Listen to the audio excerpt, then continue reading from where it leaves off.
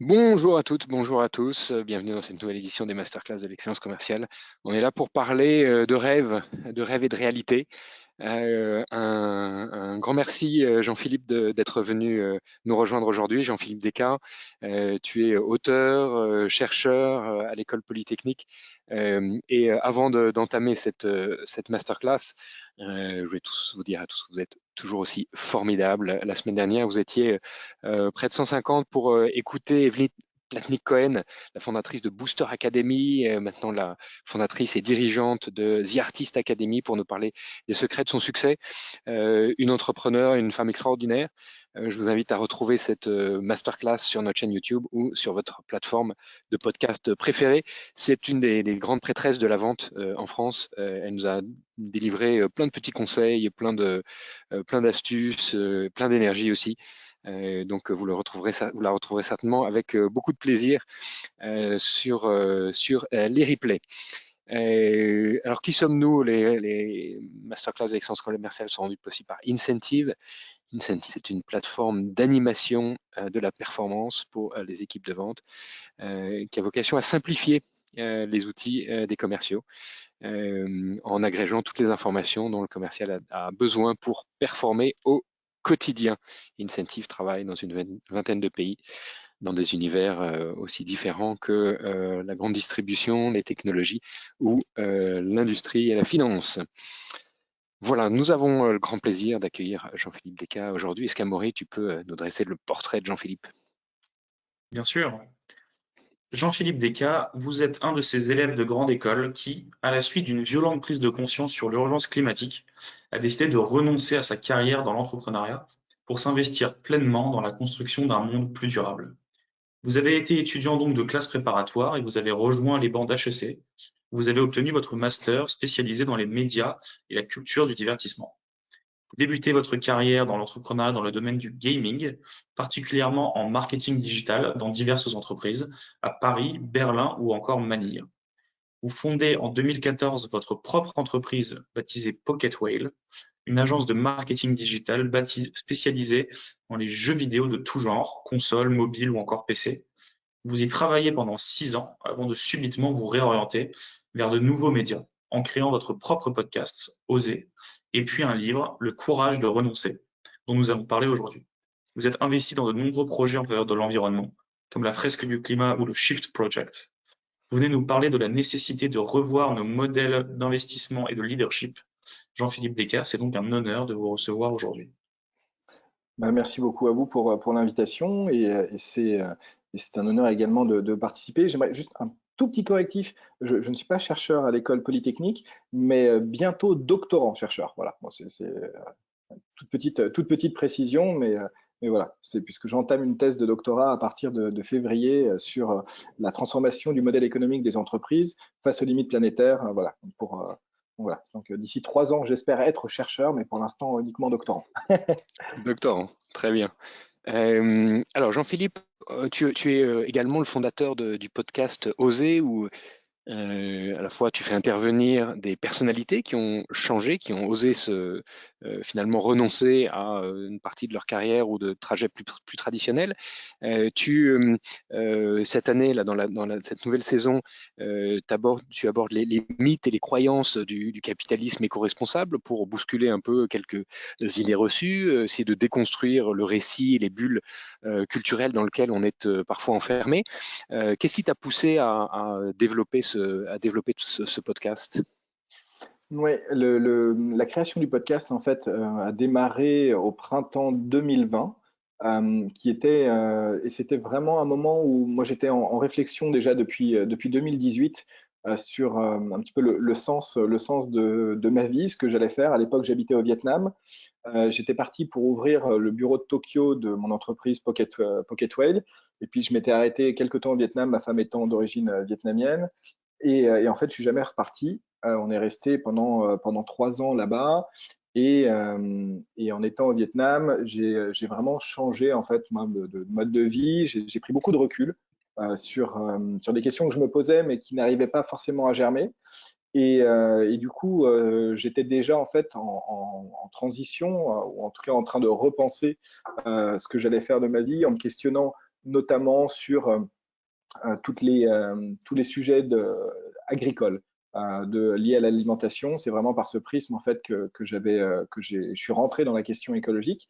Et donc tout ça pour dire que en fait en 2020, je me rendais bien compte que pour opérer une telle transformation et avoir un impact social et environnemental, malheureusement, c'était assez dur de le faire dans un cadre purement entrepreneurial, qui est celui que moi je connaissais, puisque le fait de lier objectifs économiques et objectifs sociaux et environnementaux, s'il peut se fait généralement sur une très fine ouais, une très fine crête, on va dire, et qui est très difficile à garder.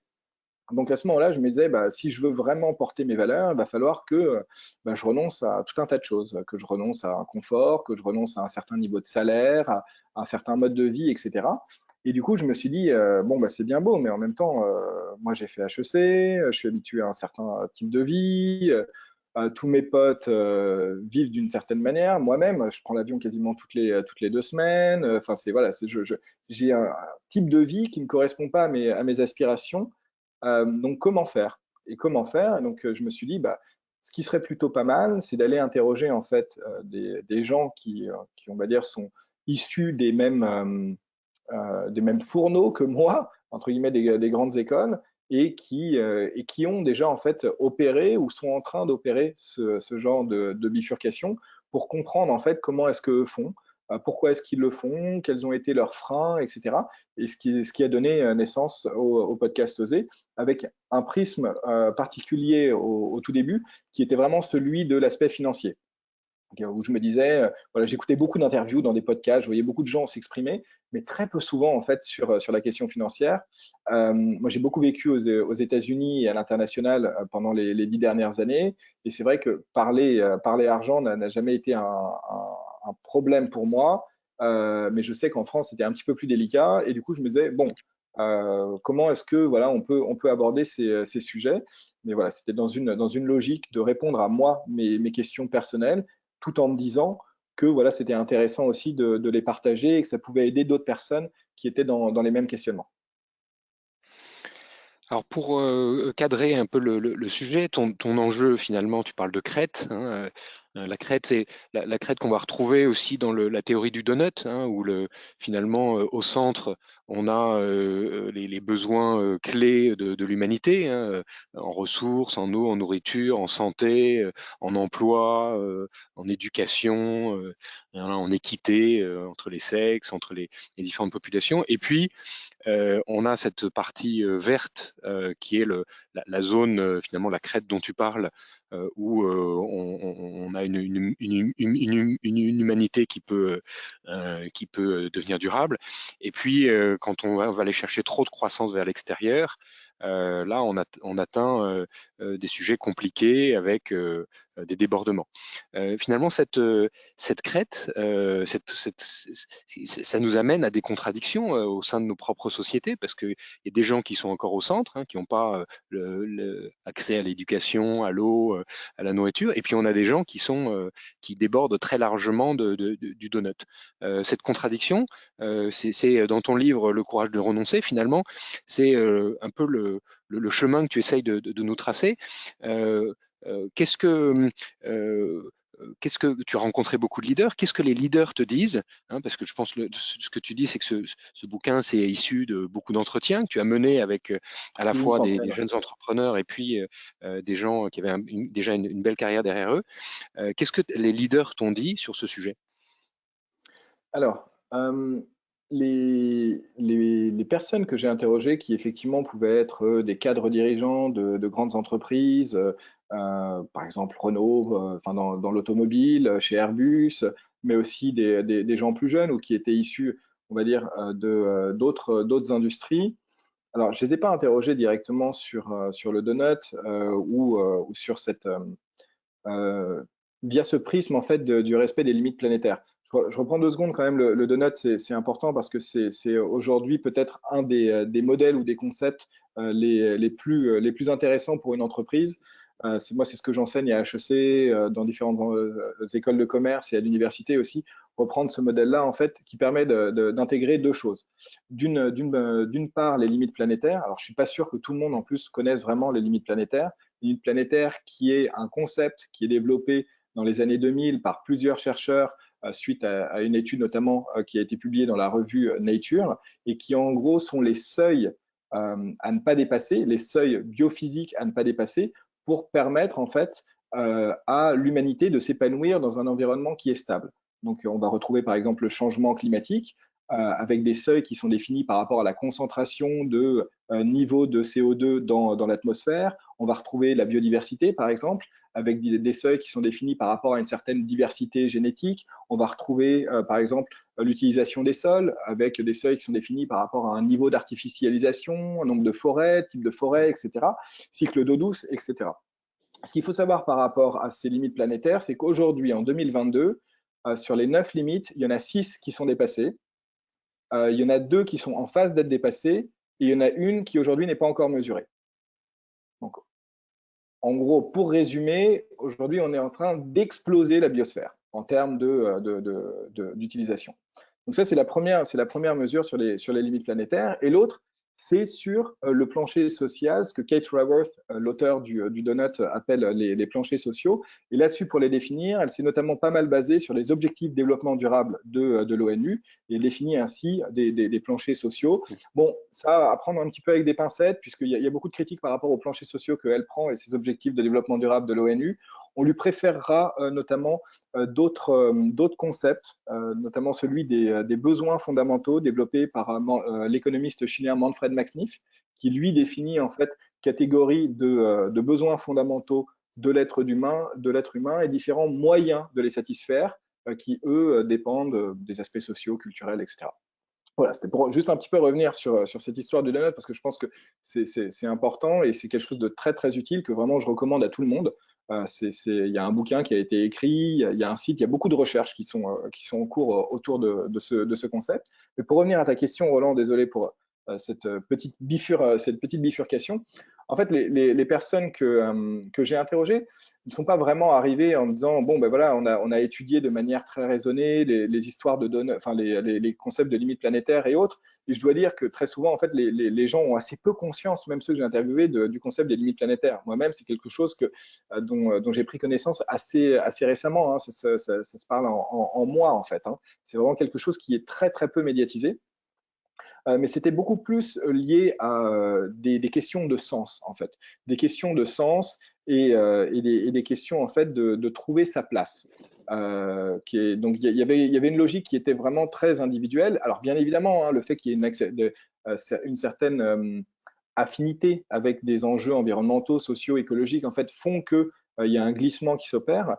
Mais vraiment, en fait, ces déclics qui poussent en fait les gens à opérer une bifurcation sont vraiment multiples et prennent beaucoup de temps. Je pense que si on devait vraiment résumer un petit peu, moi, l'analyse que j'ai faite donc sur plus d'une centaine d'interviews avec ce genre de personnes, c'est vraiment ce qu'on retrouve à chaque fois. Dans le livre, je prends l'image qui a été développée notamment par Ben Assayag de l'eau qui bout, qui est vraiment ça que je trouve vraiment, vraiment très intéressant. C'est-à-dire que l'eau bout une fois qu'il fait 100 degrés, hein, donc elle change d'état à ce moment-là. Mais pour atteindre 100 degrés, il a fallu la chauffer et qu'elle accumule toute cette température. Et tout ça, c'est tout un nombre de déclics. Donc voilà, il faut vraiment bien prendre conscience que ces choses-là prennent du temps et nécessitent tout un tas de prises de conscience et qui sont vraiment lié avec nos valeurs personnelles, notre ressenti, et c'est pas uniquement une histoire d'enjeux environnementaux en fait. C'est beaucoup de volonté en fait d'émancipation, de bifurcation sont liées en fait à une inadéquation dans un rapport au travail, dans une entreprise,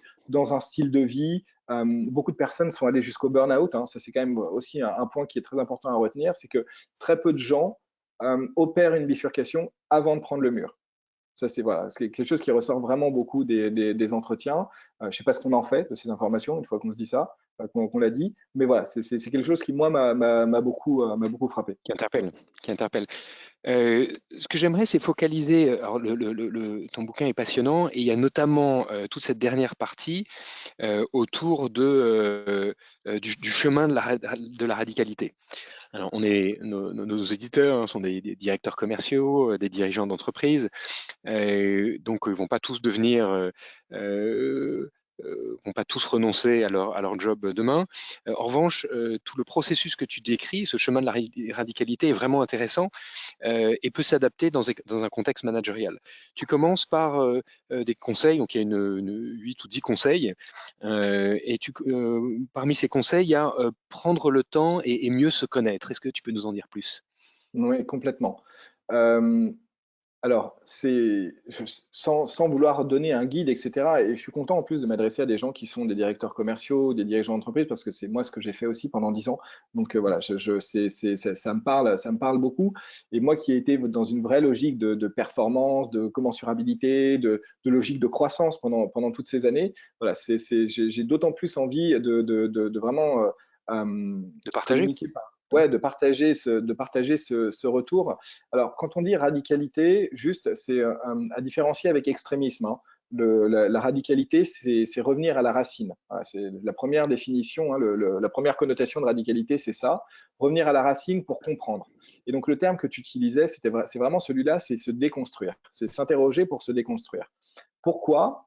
Je pense qu'on ne peut pas rentrer en fait dans ces logiques de chemin pour se déconstruire avant de se poser la question de pourquoi se déconstruire.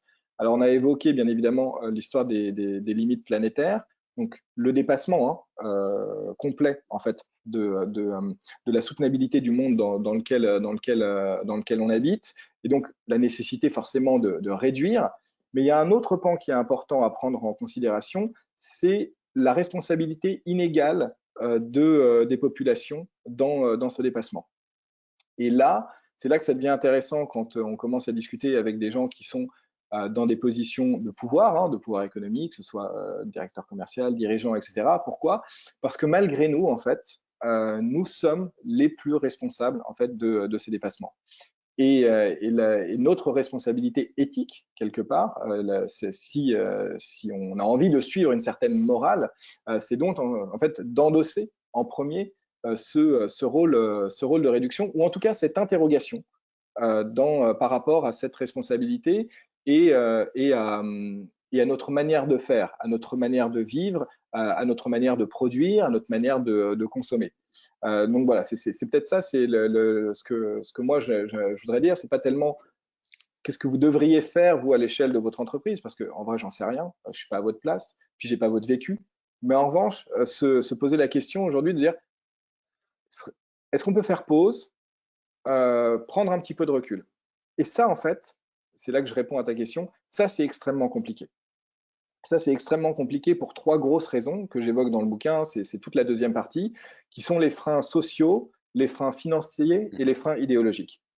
Et en fait, alors j'étais à une conférence la semaine dernière pour le forum Elle Active, où j'avais été invité pour parler du sens au travail. Et c'était juste cette petite anecdote, je pense qu'elle est assez marrante, puisque j'étais assis à côté d'une influenceuse philosophe qui a monté des écoles Montessori, et où j'évoquais le fait que donner du sens au travail, sachant que quand on prend le sens du travail défini par André Gors comme le travail à but économique, donc le travail marchand, sachant que le travail a différents sens, hein,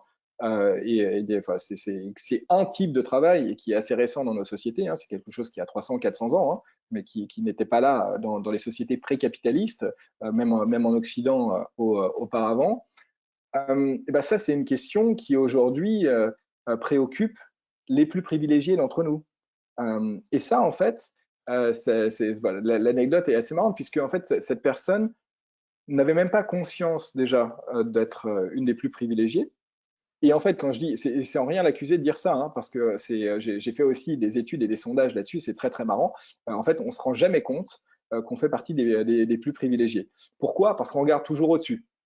On regarde toujours au-dessus, donc on a toujours tendance à se comparer en fait à ceux qui ont plus que nous, mais jamais à ceux d'en dessous. Et quand on demande aux gens de se situer, par exemple, sur une échelle des revenus ou sur des catégories de population, qui vont toujours se mettre dans des catégories beaucoup plus basses que réellement. J'avais fait un petit sondage sur mon réseau LinkedIn et c'était assez marrant puisque les gens en fait pensaient qu'avec en gros 3 500 € de revenus par mois pour une personne, ils se voyaient dans les 50% les plus privilégiés. Alors qu'à ce niveau-là, en fait, l'Observatoire des inégalités nous explique qu'on est déjà parmi les 10% les plus riches des Français, en fait.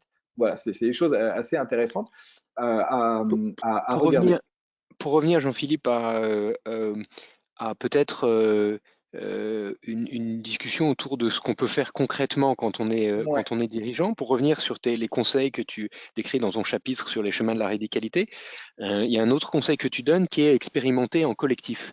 Est-ce qu'il y a des exemples d'expérimentation collective que tu peux nous partager Ouais, complètement. Alors, pour finaliser juste sur ce que tu disais tout à l'heure, les deux conseils vraiment que moi je donnerais, que j'ai vu appliqués par toutes ces personnes qui cherchent à bifurquer, c'est le premier, prendre le temps, et le second, sortir en fait de son cercle social. C'est extrêmement compliqué de réussir à prendre du recul et d'avoir un regard honnête sur soi et sa vie, son entreprise, etc., quand on est toujours confronté à des gens qui vivent de la même manière. Donc il y a vraiment un besoin d'aller chercher l'altérité. Et cette altérité, bon, on n'a pas forcément besoin de la trouver au Vietnam comme moi, par exemple, hein, mais on peut la trouver aussi en France. Il y a beaucoup de de l'autre personnes. côté du périph', absolument. Ouais, exactement. Et puis il y a des personnes, par exemple, que j'ai interrogées, qui à un moment donné se sont dit, pendant les vacances d'été ou pendant les grandes vacances, au lieu d'aller partir sur la côte, etc., je vais aller faire du woofing. Bon, bah ça déjà, c'est une manière en fait d'aller à la rencontre de l'altérité. C'est faire autrement, c'est peut-être avoir un travail plus manuel que ce qu'on a habituellement, c'est rencontrer des gens qui ne vivent pas comme nous, pas de la même manière, qui ont une autre vision du monde, un autre vécu, et qui permet en fait aussi de nous renvoyer une image de nous-mêmes qui n'est pas celle qu'on a habituellement. Donc déjà sur ce point, c'est vraiment prendre le temps et sortir vraiment de son cercle social. Et deuxièmement, c'est ce que tu disais, c'est opérer en collectif. Alors, opérer en collectif, pourquoi? Pour trois raisons principalement, je dirais. La première, c'est celle qu'on a abordée, c'est celle vraiment de l'altérité. Et ça se fait très très bien en fait. On est beaucoup plus nourri en collectif que tout seul, puisqu'on nous renvoie différentes images par rapport à différents vécus. Il y a beaucoup de programmes en collectif qui sont des programmes comme Switch Collective, Little Big Impact, On Purpose, Make Sense, etc., qui opèrent aujourd'hui en collectif. On voit que ça fonctionne très bien, notamment par rapport à cette image qui est renvoyée de nous-mêmes par rapport aux autres et qui permet en quelque sens de lancer un certain processus d'individuation, pour reprendre les termes de Carl Jung, hein, le psychanalyste, et qui permet vraiment de commencer à se déconstruire, de s'interroger. Deuxièmement, le collectif est très important aussi parce que à partir du moment où on commence à déconstruire ses croyances, les idées que l'on a, eh ben, c'est un peu tout le socle fondateur de notre vie qui s'écroule. Et là, c'est important d'aller chercher en fait dans le collectif du soutien. Donc ça peut être au niveau de la famille, mais ça peut être aussi au niveau de personnes qui finalement aussi ont une même vision ou des mêmes interrogations ou des mêmes préoccupations. Pourquoi? Parce que encore une fois, si finalement on commence à avoir un autre regard sur le monde et qu'on ne change pas fondamentalement de cercle social, ou en tout cas qu'on n'a pas d'autres visions, qu'on revient à notre ancienne vision, c'est extrêmement compliqué en fait de ne pas être tiraillé. On rentre dans une dissonance cognitive qui est vraiment délétère et qui fait sombrer de nombreuses personnes en dépression. C'est vraiment important. Et puis la troisième, c'est entreprendre en collectif et expérimenter en collectif. Pourquoi? Pourquoi? Parce que c'est beaucoup plus riche, encore une fois, de le faire en collectif, et ça permet de tester d'autres modèles de gouvernance. Et ça, je pense que c'est hyper intéressant, notamment quand on est dirigeant ou chef d'entreprise. Moi, je n'ai jamais compris pendant 10 années où j'étais directeur commercial ou chef d'entreprise, pourquoi on me disait toujours « Ah ouais, les coopératives, c'est hyper intéressant, il faut aller vers une gouvernance partagée, etc. » J'ai jamais compris. Je me disais « Mais attends, enfin, ils me cassent les pieds, moi, avec leur histoire de gouvernance partagée. Enfin, moi, j'ai envie de décider, et puis les autres, de toute façon, enfin, ils n'ont pas une bonne vision. Enfin, entre guillemets, ils n'ont pas la même… Enfin, ils n'ont pas mon expérience, ma connaissance, etc. » Et en fait, le fait de rentrer dans ces dynamiques d'expérimentation collective permet d'entrevoir aussi pourquoi certaines gouvernances partagées ou d'autres manières de faire, mais de faire ensemble, sont aussi porteuses et pourquoi en fait elles deviennent essentielles. Alors, j'ai pas envie on ne va pas rentrer dans ces discussions-là. Je pense qu'il y a pas mal de travaux, notamment, je recommande le livre de Timothée Paric, Ralentir ou périr sur l'économie de la décroissance, qui aborde bien ces sujets de gouvernance. Il y a le livre de Frédéric Laloux, Reinventing Organizations, avec le modèle des entreprises Opal qui est développé, et avec notamment, je trouve, moi, quelque chose qui m'a énormément parlé, qui est appliqué dans la fresque du climat sous la forme de la règle de 3, mais que Frédéric Laloux définit comme les modèles de gouvernance responsabilisants, en fait, avec d'autres manières de penser la prise de décision en sortant du concept qu'on retrouve dans les associations et les coopératives, qui ne convient pas forcément, je trouve, à tout modèle de gouvernance qui est toujours très très plat, avec une délibération, même nombre de votes, etc. Et qui est très intéressant, je trouve, à titre personnel, de manière théorique, mais assez peu adapté en fait au monde tel qu'il est aujourd'hui, et avec les différentes manières de fonctionner, les différents bagages culturels et sociaux des uns et des autres. Donc, ouais, vraiment deux bouquins que j'invite vraiment à regarder pour se faire une question sur ces, pour se faire pour approfondir cette question de la gouvernance. Donc, je me mets dans la place d'un chef d'entreprise. Ce que tu l'invites à faire, c'est à déconstruire ou en tout cas à se distancier de son, on va dire, de son écosystème par rapport à, si on prend l'analogie par rapport à l'individu, où tu dis il faut essayer de se distancier de ses liens sociaux pour essayer de se reconstruire dans un nouvel environnement. Dans le cadre d'une entreprise, ça serait d'essayer de se distancier de son écosystème, de secouer un peu la machine finalement, pour ensuite aller tisser des liens avec et recréer un écosystème vertueux avec des partenaires ou des entreprises similaires pour tenter des expérimentations ensemble, c'est ça? Ouais, complètement, exactement. C'est exactement ça, tu as tout à fait raison. Alors, moi, ça va être l'objet de ma thèse. Donc, c'est sur la transformation des modèles économiques. Donc, bon, voilà, j'espère que je pourrai apporter plus de réponses dans 3 ans. Vraisemblablement pas, sûrement plus de questions, mais bon, c'est pas grave, c'est comme ça. Mais oui, tout à fait. En termes de ce que j'entrevois aujourd'hui et de ce que je pourrais donner, moi, comme conseil à titre personnel par rapport à ma vision, hein, qui ne reste que mon opinion, ce serait effectivement de commencer à aller rencontrer en fait d'autres modèles, d'autres alternatives, de voir comment d'autres entreprises ou d'autres organisations opèrent, comprendre pourquoi c'est différent, voir ce qui fonctionne pas, ce qui pourrait être intéressant chez nous, comprendre pourquoi elles l'ont fait.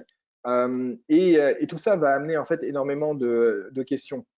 Il y a un outil que je trouve particulièrement intéressant aussi, que j'utilise avec des cadres dirigeants lors de mes cours, qui est le Flourishing Business Canva. Alors, je pense qu'en tant que commercial ou en tant que dirigeant, vous connaissez tous le Business Model Canva, hein, qu'on hérite de la Silicon Valley, notamment sur le fonctionnement des startups.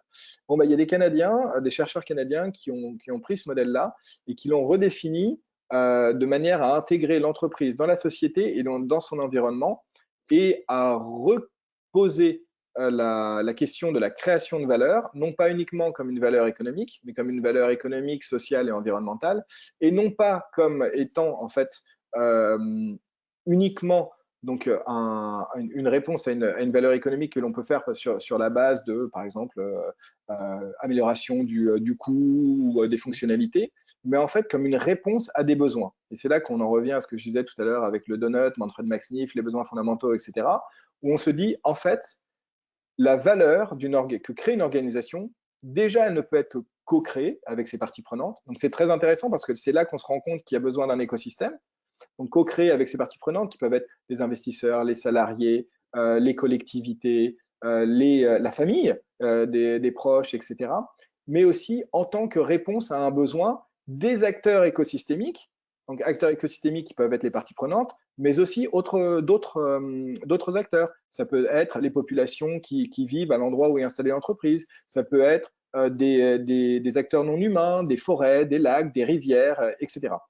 Et ça, en fait, ça permet de vraiment chambouler la vision qu'on a de la création de valeur et aussi de destruction de valeur. Alors, en fait, au début, hein, c'est quand même un travail un peu déprimant parce que généralement, quand on le fait une première fois et qu'on fait une première capture, on se rend compte qu'en fait, on crée assez peu de valeur et qu'on en détruit énormément. dès qu'on s'intéresse à tout ce qui est valeurs sociales et environnementales. Mais au moins, ça permet d'avoir une photo, de se rendre compte et de se poser les questions de OK, et maintenant, on fait comment? Et bon, on fait comment, bien évidemment, alors on va voir qu'il y a énormément de freins et que dans l'aspect individuel de l'entreprise, de l'organisation, c'est très, très difficile de s'en sortir. On peut opérer des transformations, hein, mais qui finalement touche un plafond de verre assez rapide, qui est celui de la compétitivité, de la logique concurrentielle dans laquelle on va s'inscrire, de la rente économique sur laquelle on est ou pas, puisque en fait, ça va être aussi très facteur de ces moyens-là, de la notoriété de notre marque, de l'assise que l'on peut avoir, etc. Et on se rend compte que du coup, on a besoin de travailler en collectif. On a besoin en fait de repolitiser cette démarche et de l'inscrire en fait dans une logique écosystémique et de voir comment on peut trouver alliance avec non pas nos concurrents en les voyant comme des concurrents, mais aussi comme des compétiteurs. Voilà, c'est un peu le terme qu'utilisent en fait ces chercheurs-là. Donc à la fois des concurrents, mais aussi des partenaires. Et donc d'entrevoir en fait les choses d'une autre manière.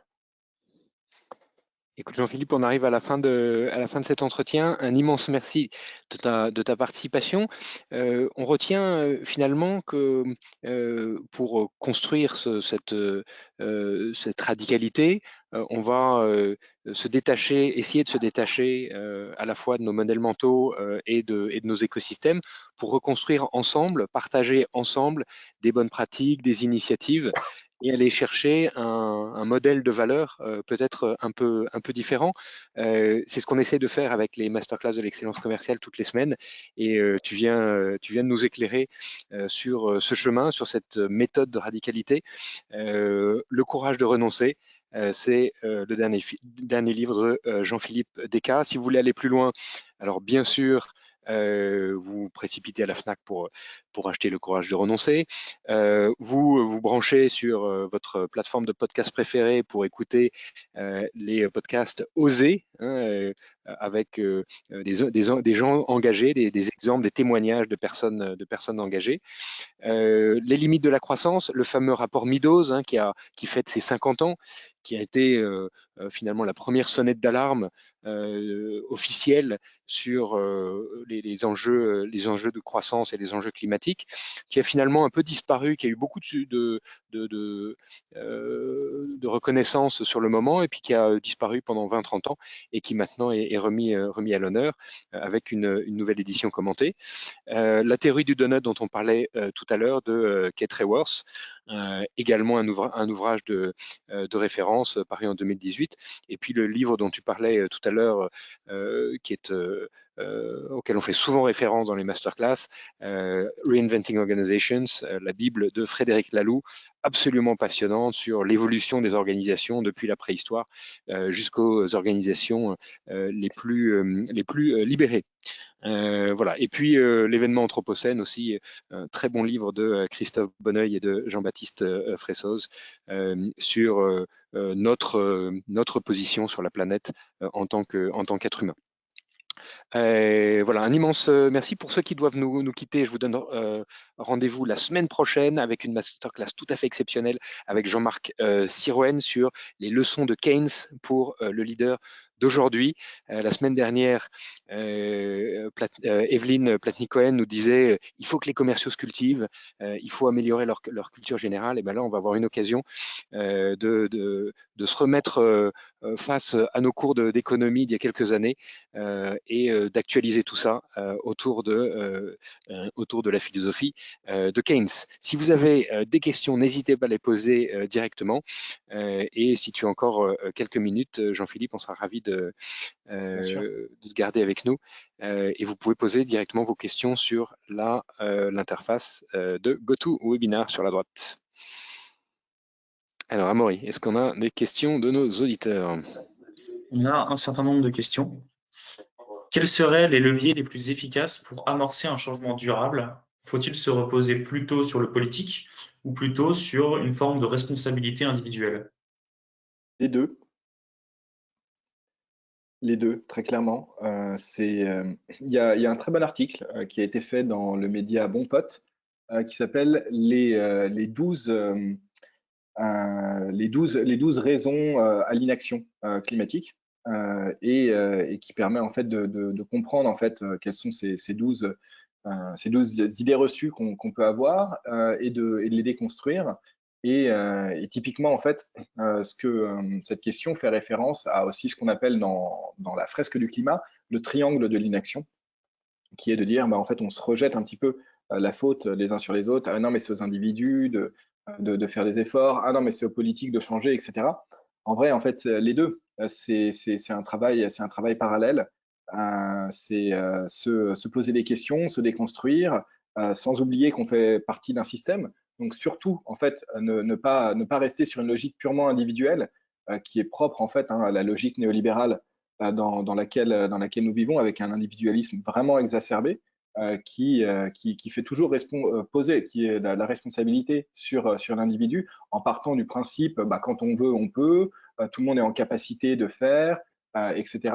Bon, c'est très marrant en fait quand on creuse philosophiquement, on revient à toute une pensée en fait qui est celle de Thomas Hobbes avec le Léviathan et une pensée assez sombre en fait de la nature humaine et tous ces principes d'individualisme en fait et les pères fondateurs même du néolibéralisme reprenaient cette logique en fait et cette pensée de la sombre nature humaine.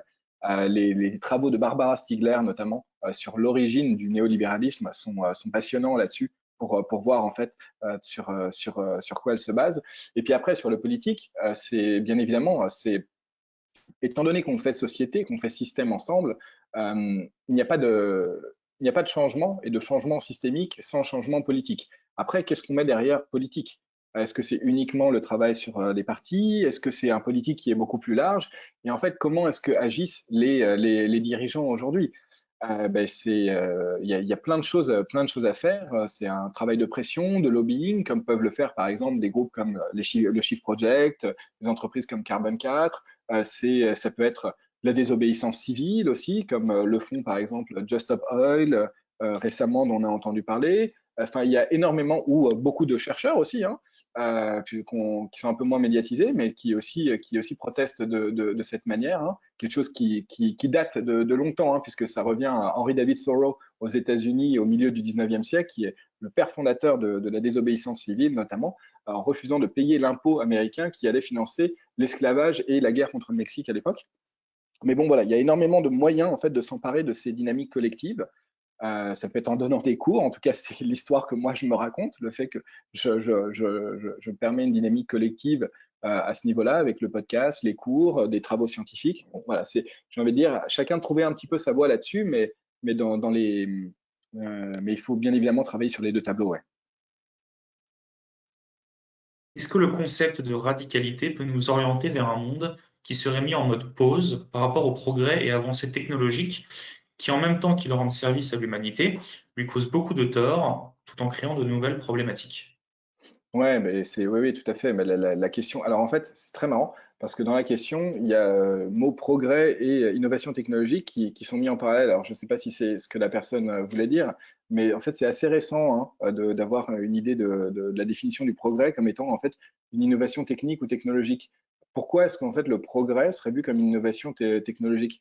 C'est en fait les innovations techniques, on se rend compte qu'elles ont très tôt été critiquées. Il y a un très bon ouvrage aussi qui s'appelle La fabrique des derniers hommes, qui est la thèse de philosophie du chercheur Aurélien Berland, qui travaille sur en fait les sociologues allemands Durkheim, Weber et un troisième que j'ai oublié au début du XXe siècle, et sur leur critique de l'industrialisation et notamment du concept d'innovation technologique à l'époque.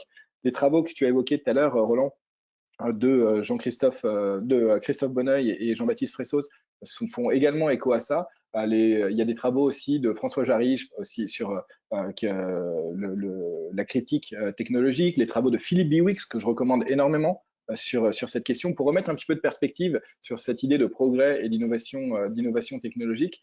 Les travaux de Timothée Parix, c'est exactement ce qu'ils font aussi hein, sur la décroissance. En disant bah, pourquoi est-ce qu'en fait on chercherait à corréler progrès et innovation technologique, sachant que ce n'a jamais été le cas dans l'histoire en fait. Ça c'est un peu une fable qu'on se raconte sur le fait que l'innovation technologique est toujours porteuse de mieux ou de progrès, certaines de temps en temps, Mais en fait, il y a pas de lien de causalité clair, en fait. Euh, L'entrepreneuriat est-il une bonne manière de rediriger son activité économique pour l'adapter à un monde plus durable? Ça dépend ce qu'on met derrière entrepreneuriat, en fait. Je vais prendre un, un exemple qui s'oppose un peu à cette question, qui est celui des chercheurs du Origin Media Lab en redirection écologique, qui, eux, en fait, apprennent à désentreprendre. Pourquoi? Parce que on a autant besoin de nouvelles manières d'entreprendre, et entreprendre au sens large, hein, donc entreprendre dans ma tête, c'est complètement décorrélé d'une logique start-up ou d'une affiliation quelconque à un modèle d'organisation. Entreprendre, ça peut très bien être un collectif qui statutairement ne dit rien, une association, une coopérative, peu importe en fait. Hein. C'est vraiment dans une logique beaucoup plus large.